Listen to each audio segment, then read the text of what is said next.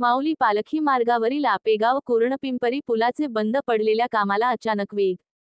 दैनिक एकताची प्रसिद्धीची दखल घेत शासकीय अधिकाऱ्यांनी चक्रे फिरवली।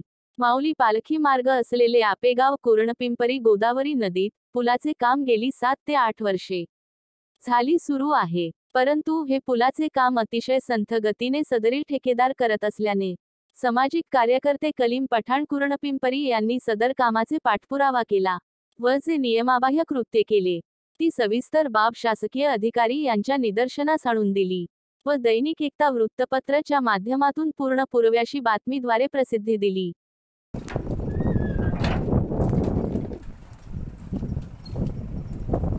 चलो, निकल लो।